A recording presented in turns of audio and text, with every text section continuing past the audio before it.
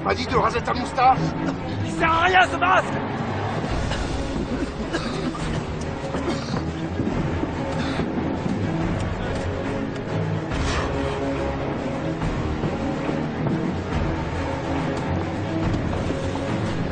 Est-ce que ça va derrière?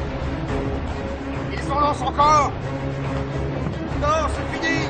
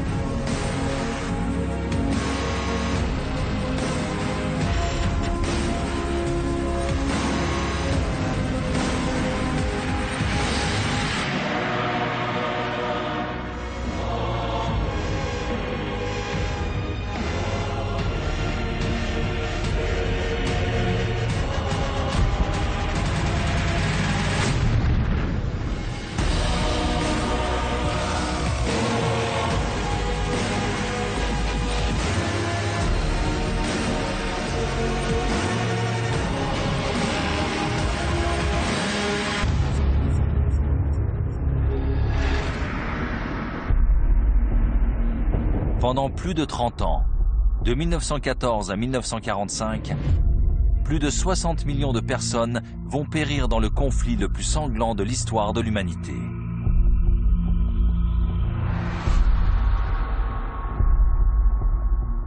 Et tout a peut-être commencé ici.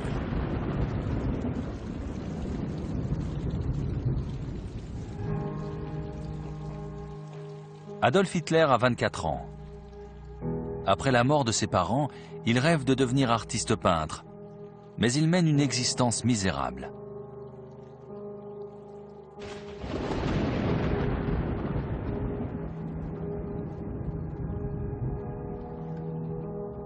Il voulait devenir peintre, mais on n'a pas voulu de lui à l'école des beaux-arts.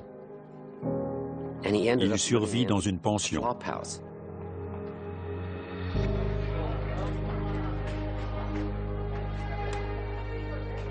Sans autre moyen de subsistance, il tente sans grand succès de vendre ses peintures.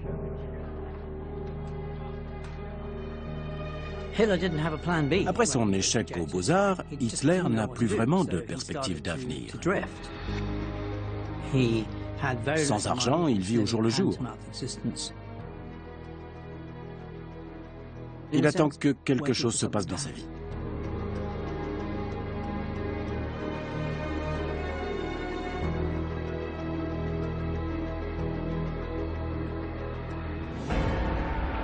Hitler a l'âge de faire son service militaire dans l'armée autrichienne. Mais avec ses idées xénophobes et antisémites, il refuse de servir cette patrie pluriethnique. C'est un pan-germaniste convaincu qui ne trouve pas sa place dans l'empire des Habsbourg, trop multiracial à son goût.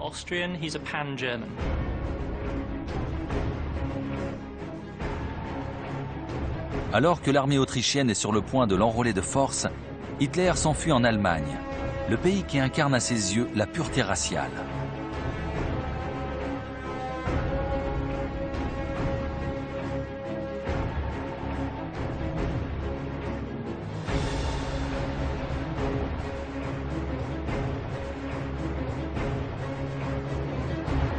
Il n'aura pas besoin d'attendre longtemps pour que l'histoire change brusquement de cours. Le 28 juin 1914, alors qu'il est en visite à Sarajevo, l'archiduc François Ferdinand, héritier de la couronne d'Autriche, est assassiné. Son meurtrier, un jeune nationaliste serbe, a agi au nom du retour de la Bosnie-Herzégovine au sein de la Grande Serbie. L'Autriche-Hongrie déclare la guerre à la Serbie dès le 28 juillet. Le jeu des alliances oblige les puissances européennes à se positionner et créer une réaction en chaîne. Ainsi, deux camps se forment. Les alliés d'un côté avec l'Empire britannique, la France et la Russie, et les empires centraux de l'autre avec l'Autriche-Hongrie, l'Allemagne et l'Empire ottoman. Et voici comment s'engage la Première Guerre mondiale. Rapidement dans les deux camps, les hommes sont enrôlés pour partir au front.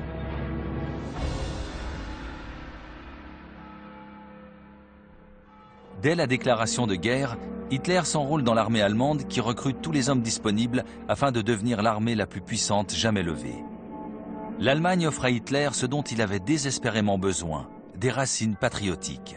Il se sent pris par cette vague qui porte les hommes au combat. Il fait enfin partie de l'armée allemande.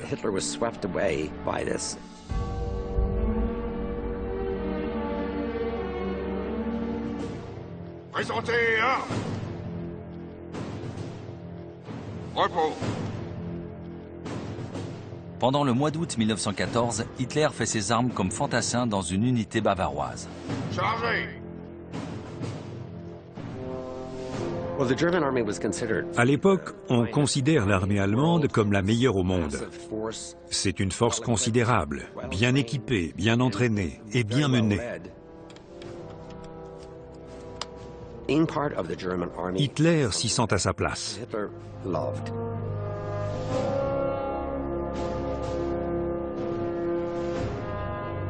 L'entraînement fait d'Hitler une recrue toute dévouée.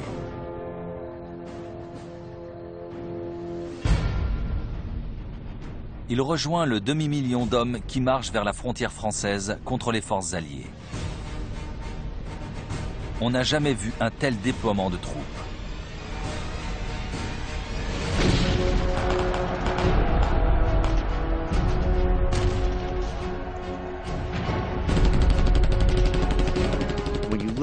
La Première Guerre mondiale, c'est une affaire de mécanisation du conflit, de nouveaux moyens de tuer l'ennemi. C'est l'aube d'une nouvelle ère technologique. Le XXe siècle sera celui de la guerre industrielle. Et cet armement nouveau transforme la guerre en boucherie. 230 hommes sont tués par heure. Un mort toutes les 15 secondes. Très vite, des deux côtés, on se rend compte qu'il suffit de creuser des tranchées et de se servir de ces mitrailleuses. Peu d'hommes sont nécessaires pour contenir une attaque ennemie. Pour les Français, dès 1914, c'est vraiment l'idée de la survie de la nation. La France est un pays majoritairement rural. Ils sont là dans la terre, dans les tranchées, dans leur terre. Et il ne faut pas que l'envahisseur passe. Et on voit apparaître des lignes de tranchées, car les Allemands, pour tenir le terrain, vont s'enterrer. Donc les tranchées apparaissent, et puis cette ligne s'étire progressivement jusqu'à la mer du Nord. Et ainsi, à partir d'octobre-novembre 1914, on assiste à la création d'une ligne de tranchées qui va de la mer du Nord jusqu'à la Suisse sur 700 km. Et les lignes de tranchées ne cessent de s'allonger.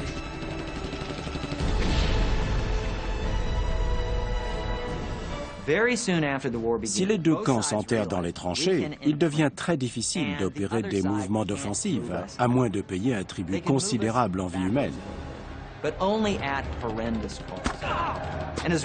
Alors la guerre s'enlise dans les terres boueuses du nord de la France.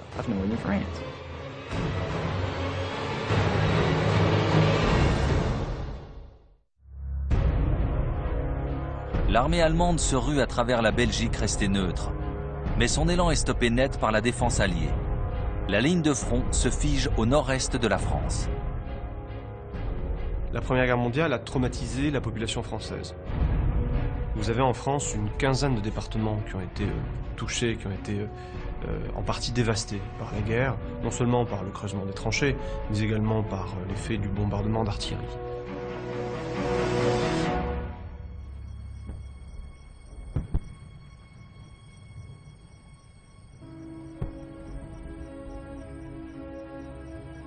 Parmi les premiers blessés au combat, un commandant de peloton a hâte de retourner en découdre avec l'ennemi. Il s'appelle Charles de Gaulle.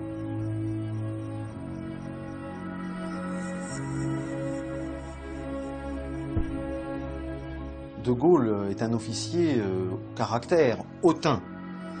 Il n'a pas que des amis.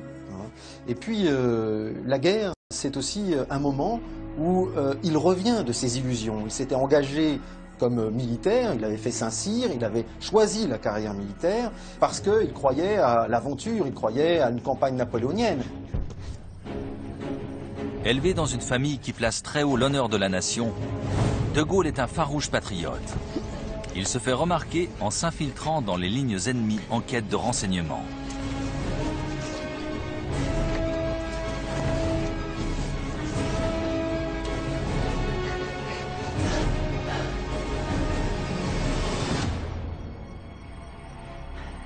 Je dirais une trentaine.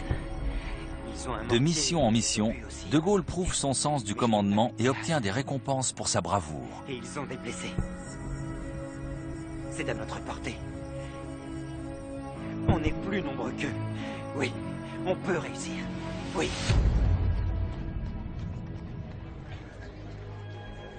À Londres, un autre jeune homme prometteur est convaincu qu'on peut sortir de l'impasse de la guerre de tranchées. S'approche du comptoir et il dit au barman « Servez-moi un triple whisky, peu importe lequel ». Issu d'une des familles les plus aisées de Grande-Bretagne, Winston Churchill s'est rapidement distingué, au point de devenir premier lord de l'amirauté à l'âge de 35 ans. Le whisky la rend à peu près vivante. Vous ne pouvez pas imaginer le goût de cette eau. Nous avons fait un sort à toutes les bouteilles de whisky importées en Inde. Churchill a toujours fait preuve d'une immense confiance en lui. Son père, Lord Randolph Churchill, était lui-même un homme politique brillant. Alors, dès son plus jeune âge, Churchill considère que la carrière politique lui est destinée, en quelque sorte, de droit divin.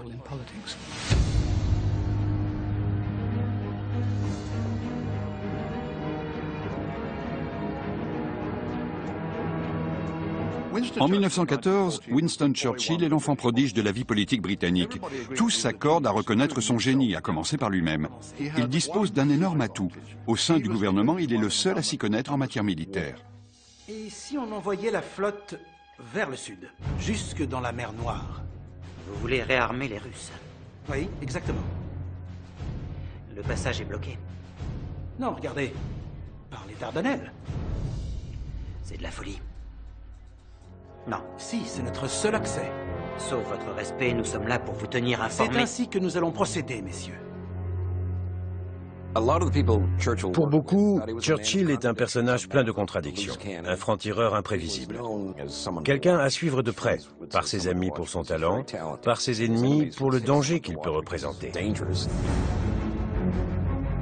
Le détroit des Dardanelles est solidement gardé par les empires centraux. Le plan de Churchill est de prendre Constantinople et remonter vers la Russie. Les troupes alliées pourraient alors venir en renfort sur le front Est.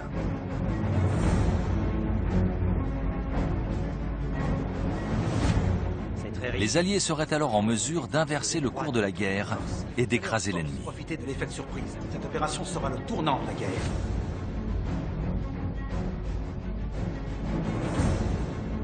Plus d'une centaine de vaisseaux de guerre font route vers ce qui s'annonce comme la plus grande bataille navale de l'histoire.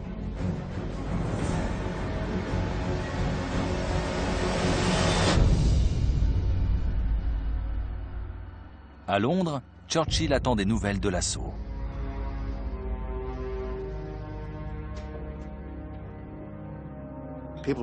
On me demande souvent quelle est la décision la plus difficile que j'ai eu à prendre. Et je réponds toujours que c'est celle d'envoyer les hommes au combat. Le pire moment, c'est la nuit qui précède l'affrontement. Vous êtes déterminés, mais bientôt vous aurez des nouvelles du champ de bataille et vous saurez combien d'hommes ont payé de leur vie.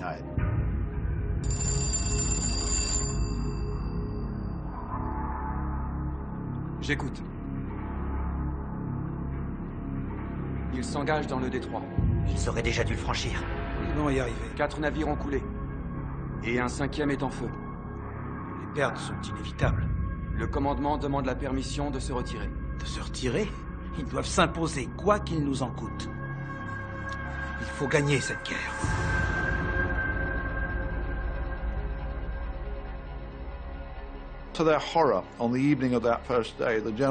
À la fin de cette première journée de combat, généraux et amiraux découvrent avec horreur qu'au lieu d'une victoire sans effusion de sang, le coup de force est transformé en carnage. Face à un feu nourri de mitrailleuses adverses, les troupes alliées sont décimées. Les pertes alliées sont considérables. Des Français et des Britanniques, bien sûr, mais aussi des Australiens, des Néo-Zélandais et des Indiens. En tout, on compte 56 000 tués et plus de 130 000 blessés ou disparus. L'annonce du nombre de victimes a causé un terrible choc, particulièrement en Australie et en Nouvelle-Zélande. En ce début de 1915, les pertes des Dardanelles sont sans précédent.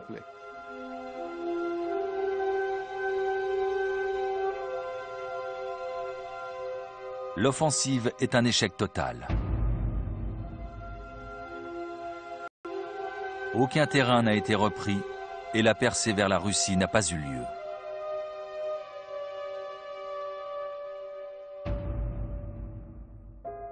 La bataille des Dardanelles a été un désastre. Il est difficile d'évaluer les conséquences pour la réputation de Churchill, mais c'est lui qui s'est trompé. Et il a dû en tirer les conséquences, au point de penser que sa carrière politique était définitivement terminée. L'opinion publique britannique est indignée par le carnage. Quelqu'un doit en porter la responsabilité. Ce sera Churchill.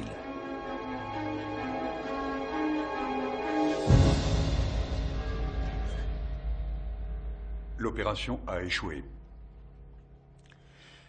Le plan était réalisable. Réalisable? Le plan était bon. Il aurait simplement fallu continuer à forcer le passage. J'ai bien peur que vos services de premier lord de l'amirauté ne soient plus requis. J'attends votre lettre de démission pour demain matin.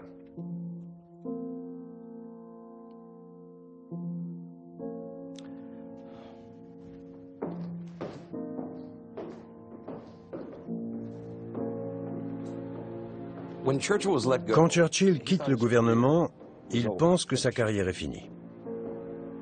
Ce n'est pas un effet mélodramatique de sa part, il pense vraiment qu'il a échoué.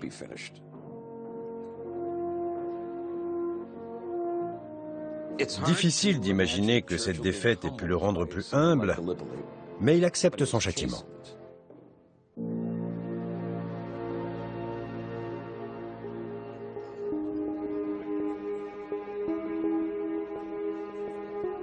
Sa carrière est pourtant loin d'être brisée.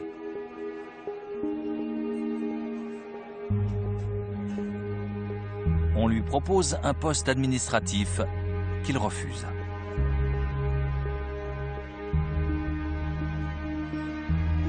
Il sait que s'il doit se racheter, c'est d'une autre manière.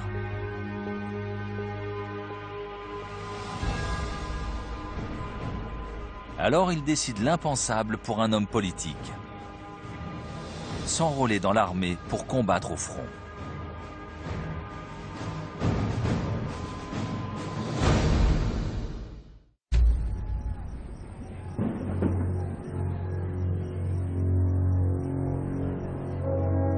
Adolf Hitler se trouve parmi les troupes allemandes stationnées sur le front. Même après avoir partagé l'expérience du feu, ses camarades le considèrent comme un paria à cause de ses idées xénophobes.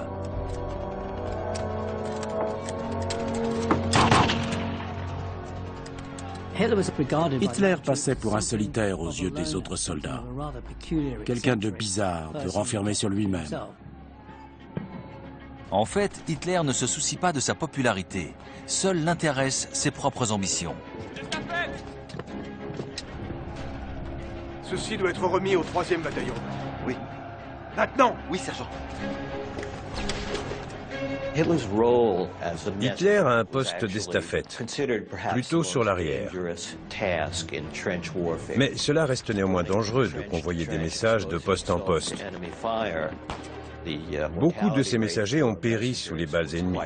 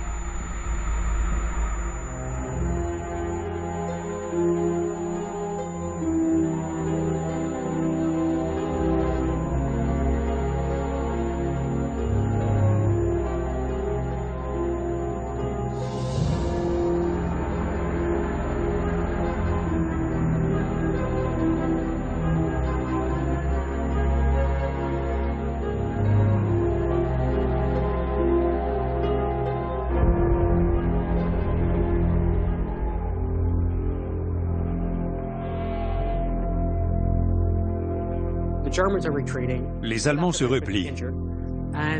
Hitler, blessé, se retrouve face à un soldat britannique.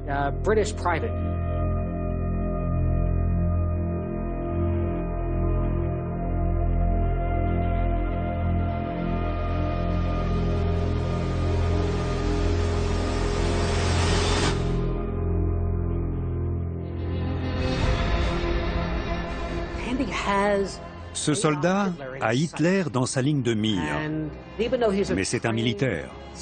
Il ne se résout pas à abattre un ennemi désarmé.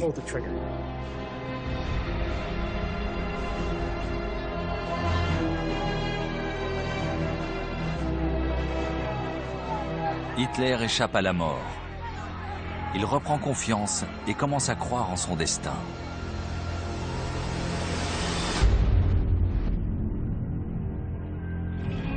À près de 10 000 km de là, les États-Unis, préoccupés par l'offensive de Pancho Villa, ne se mêlent pas de la guerre qui fait rage sur le vieux continent.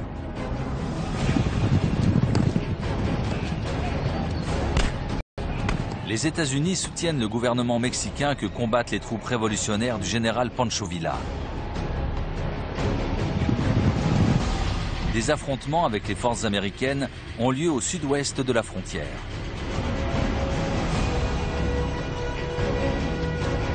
Pancho Villa et ses hommes attaquent un train de marchandises et tuent 16 civils américains.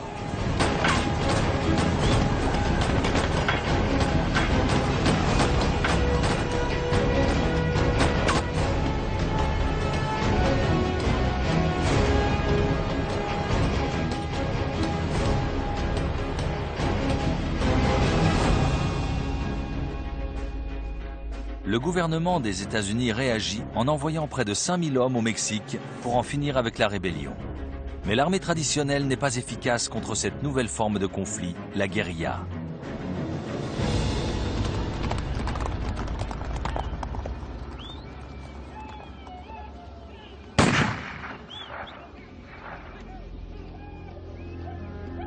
George Patton, alors jeune capitaine, propose une nouvelle stratégie.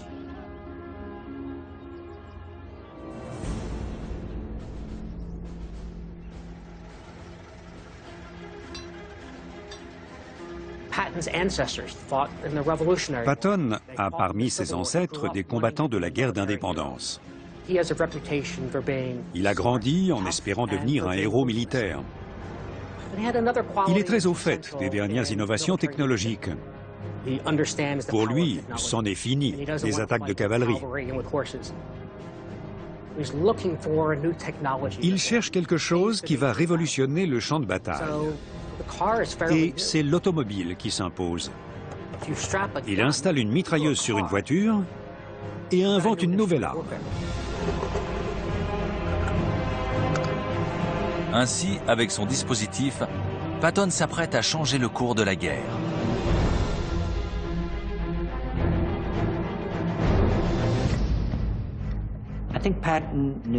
La mentalité de Patton, c'est d'aller de l'avant. Il a beaucoup de charisme. C'est un chef de guerre haut en couleur, avec un ego très fort, ce qui ne pose pas de problème pour un meneur d'hommes, en principe. Très vite, Patton a l'occasion d'appliquer son plan.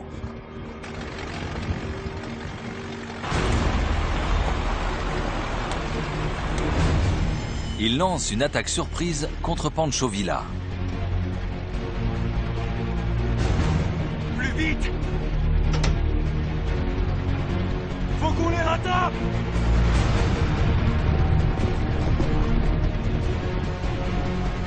Accélère, accélère! Allez, allez, plus vite!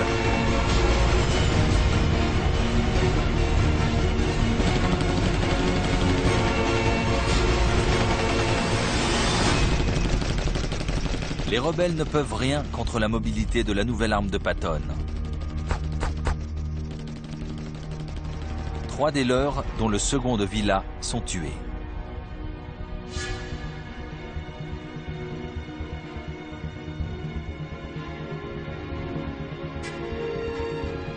La première sortie de l'arme motorisée est un succès pour les États-Unis.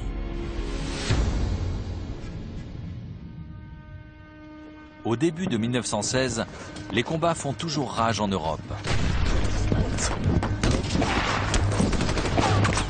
Dans chaque camp, le coût en vie humaine augmente sans répit. La Première Guerre mondiale restera comme le pire carnage des temps modernes.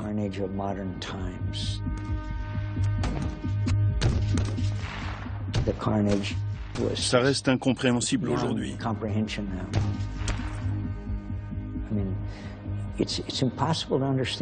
Comment les généraux ont-ils pu sacrifier tant de vies pour quelques mètres de terrain conquis?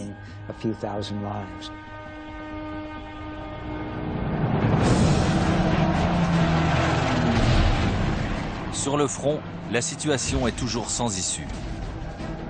L'Allemagne tente de convaincre l'Italie de changer de camp et de rejoindre les empires centraux. Mais l'Italie refuse et envoie 10 000 hommes renforcer ses frontières.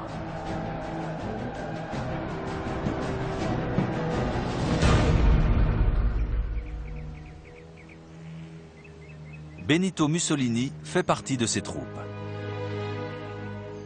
C'est un tireur d'élite.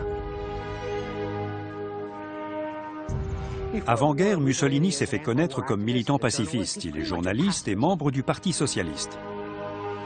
Mais 2 ans de combat sur le front l'ont transformé en nationaliste acharné.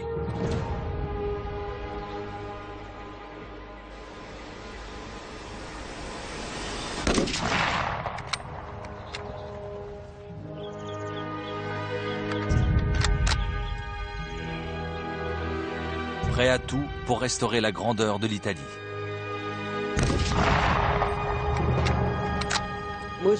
Mussolini a changé du tout au tout. Avec son nationalisme exacerbé et son ardeur patriotique, il se voit chargé d'une nouvelle mission et projette un nouveau destin pour l'Italie. Un homme décidé à changer l'histoire de son pays.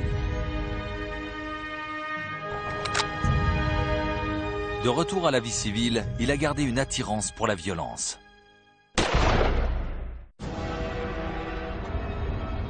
À l'autre bout du globe, un autre pays commence à voir son intérêt à s'engager dans le conflit mondial.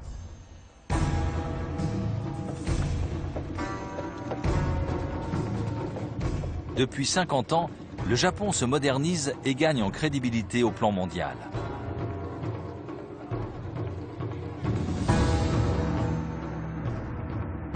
Le pays s'équipe militairement à grands frais. La tradition guerrière des samouraïs évolue vers une armée moderne.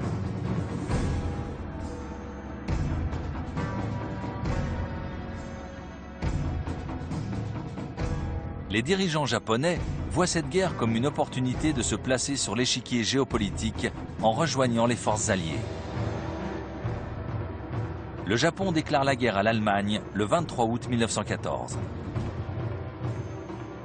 L'armée impériale s'attaque aux territoires contrôlés par les Allemands dans le Pacifique pour sécuriser la navigation des flottes commerciales des Alliés. Pendant ce temps, à Kyoto, on forme les futurs combattants d'élite.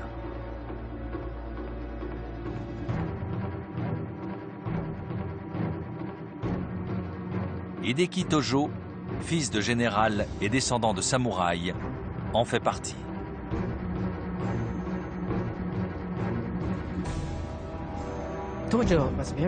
Tojo est un soldat ambitieux et consciencieux. On attend beaucoup de la carrière de ce jeune homme dans l'armée. Et lui-même veut réussir. Il gravit rapidement les échelons vers un avenir prometteur. Il va devoir supporter pendant des mois un entraînement militaire des plus physiques, des plus brutaux, l'un des plus exigeants au monde. Vous êtes des êtres faibles. Vous êtes indignes de servir l'empereur. Tu es celui qu'on surnomme le rasoir? C'est bien cela? Tojo s'endurcit et se prépare au combat. Sa loyauté envers l'empereur grandit avec son expérience. Pendant que la volonté guerrière s'affermit au Japon, sur le front ouest, les Alliés continuent de s'enliser dans une guerre de position.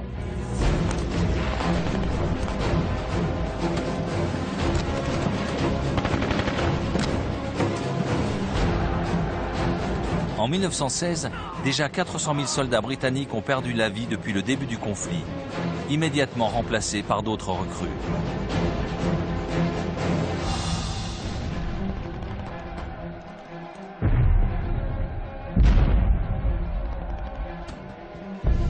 Le commandant Winston Churchill se trouve dans le nouveau contingent. Churchill a toujours pris ses responsabilités dans la vie. Il ne s'est jamais dérobé. Plus humble depuis la sanglante défaite des Dardanelles, il a su quoi faire pour se racheter. En se portant volontaire pour le front, il a pris des risques énormes. Vite, avancez! Commandant, le second peloton a perdu sa tranchée principale. Trouvez-moi l'artificier, qu'il prépare les mortiers.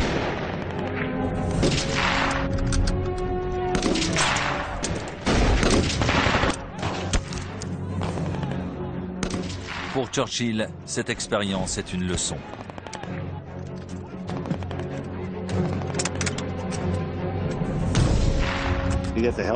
D'abord, vous avez une trouille épouvantable. La première fois qu'on vous tire dessus, vous comprenez que ça n'est plus un jeu. C'est la réalité. Aujourd'hui, on m'a raté, mais demain, ce sera mon tour. Ça vous ouvre les yeux.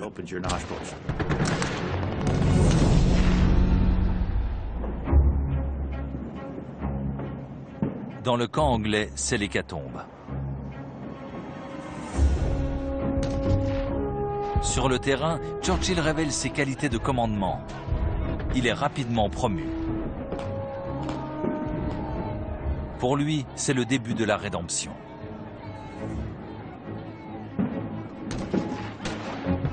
Au fond, il aurait toujours voulu être un héros, un grand combattant. Et il se retrouve à la tête de 800 hommes, alors qu'il avait rêvé de changer le cours de l'histoire pour des millions de combattants.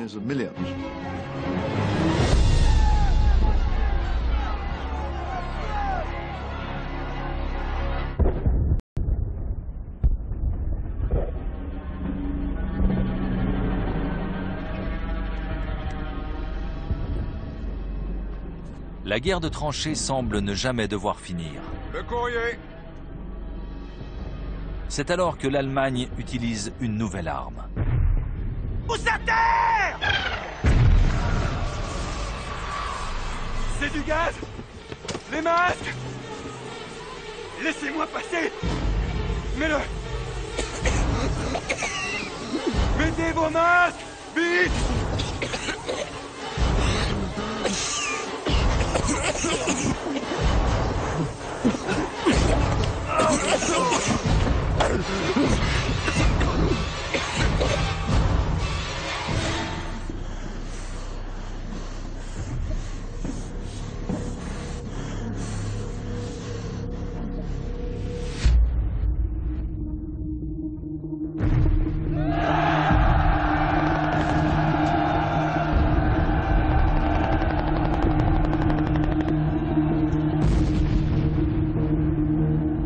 L'Allemagne a mis au point de nouvelles armes chimiques mortelles. Côté allié, des recherches et des essais sont en cours. Mais les Allemands sont les premiers à utiliser des gaz mortels. Le phosgène et le chlore à Ypres en décembre 1915. Dans les tranchées alliées, les hommes suffoquent et s'effondrent. C'est peut-être un des signes d'horreur les plus prégnants de la Première Guerre. Cette arme chimique qui est une mort diffuse, anonyme, permanente, invisible, parfois inodore d'ailleurs, une mort particulièrement perverse, particulièrement sournoise et particulièrement massive. Par ailleurs, il déshumanise totalement le combattant, puisque, à titre de protection contre le gaz, notamment le gaz moutarde, on équipe pour la première fois massivement les soldats de masques à gaz, qui donnent littéralement un nouveau visage à la guerre. L'utilisation de l'arme chimique donne à l'Allemagne un cran d'avance dans le conflit. Dans leur lutte pour changer le cours de la guerre, la France et la Grande-Bretagne se tournent vers les États-Unis. Une grande puissance qui ferait pencher la balance en leur faveur.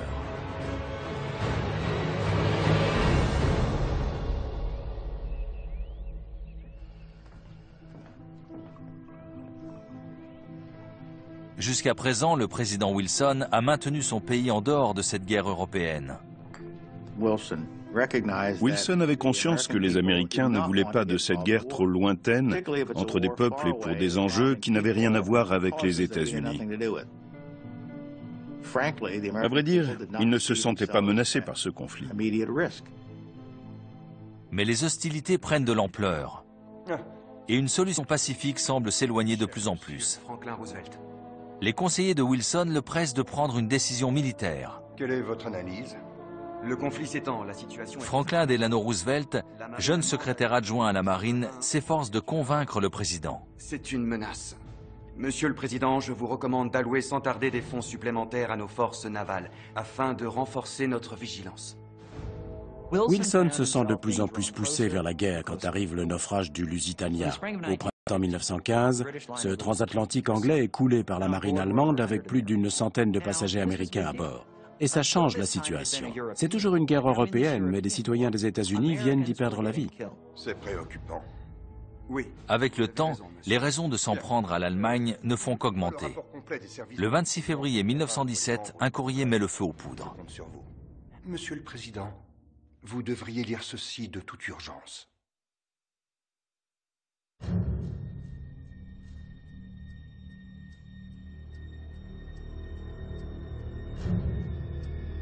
Les services secrets britanniques ont intercepté un message crypté de l'Allemagne en direction du Mexique. La proposition est ahurissante. Offrir des fonds au Mexique pour envahir le sud des États-Unis et récupérer les États de l'Arizona, du Nouveau-Mexique et du Texas.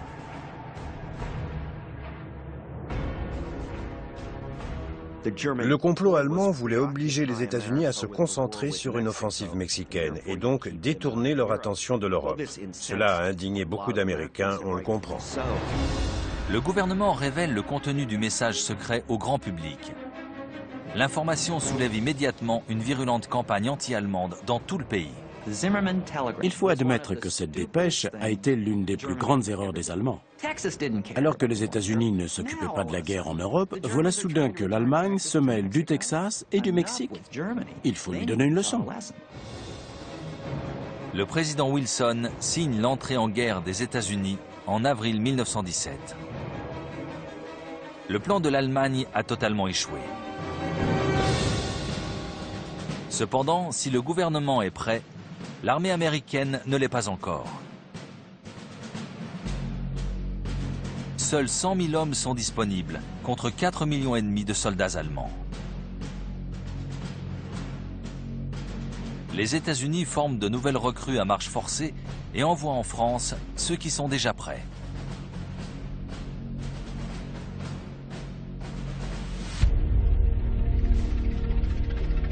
Voilà, c'est ici que nous avons installé nos centres de formation. Les troupes doivent s'adapter à d'autres techniques de combat.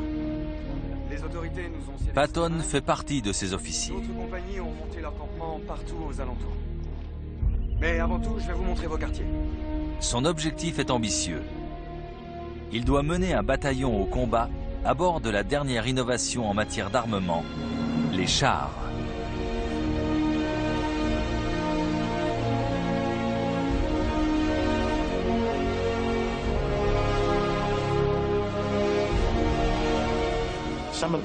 Parmi les généraux américains, certains sont hostiles à l'utilisation du char. Ils ont du mal à abandonner la cavalerie, alors que George Patton y voit toutes les ressources qu'on peut tirer d'une armée mécanisée.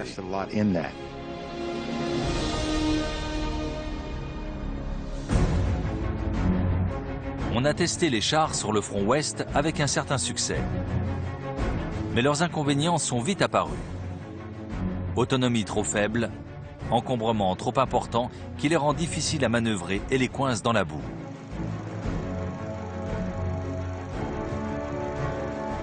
Là où d'autres voient un obstacle insurmontable, Patton est prêt à relever le défi pour sortir le conflit de l'enlisement et donner l'avantage aux Alliés. Une nouvelle technologie ne doit pas être qu'un gadget. Tout dépend de l'idée qui va jaillir pour son utilisation. Tout le mérite en revient à Patton, qui a su voir ce que les nouvelles armes pouvaient apporter à un conflit moderne.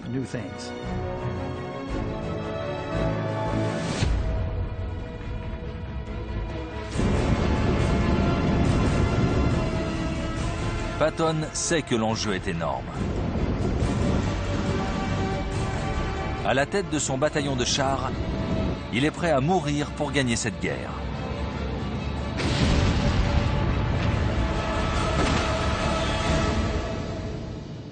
Pendant que les États-Unis se préparent à la guerre, l'Allemagne fourbit une nouvelle arme pour régler la question du front Est.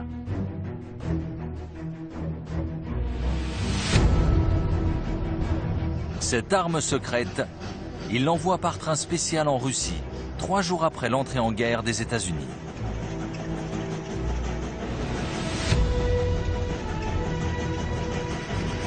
Sa mission est d'anéantir l'ennemi de l'intérieur.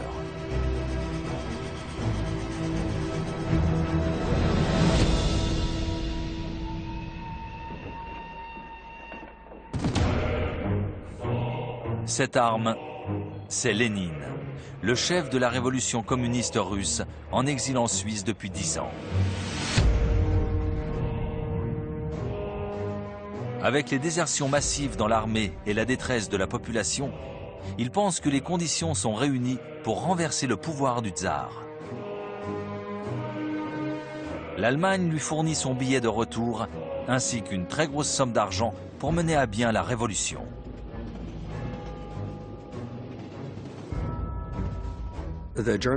Les Allemands parient sur ce retournement de situation. En favorisant la révolution que Lénine projette, ils comptent mettre la Russie hors jeu et se débarrasser du front Est. En arrivant à Petrograd le 3 avril, il est accueilli par un camarade, déjà un héros révolutionnaire. 6 fois envoyé en Sibérie, il s'est évadé à chaque fois. Cet ancien séminariste géorgien a déjà changé son nom en celui d'homme d'acier, Joseph Staline. Camarade. Camarade. Je t'emmène jusqu'à ton bureau. Ensemble, en quelques mois, Lénine et Staline vont soulever une armée massive de travailleurs. Tu es des nôtres ? Conformément à la stratégie allemande, ils vont utiliser l'argent mis à leur disposition pour s'emparer du pouvoir.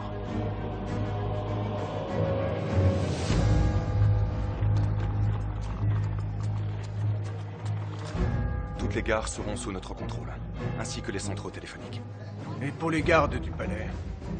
Selon mes informateurs, ils sont nombreux à être acquis à notre cause. Il n'y aura pas de place pour l'improvisation.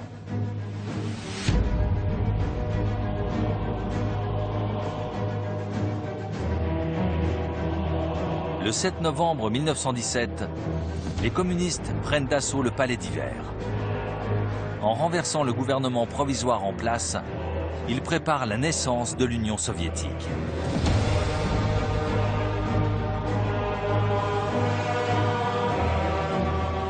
Ce n'est que le début, camarades.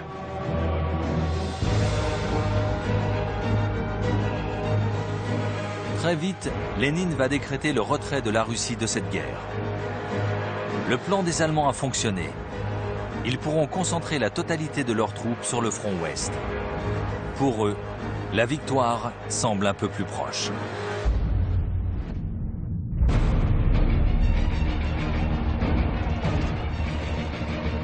Allez, allez, allez, allez, en avant! Feu!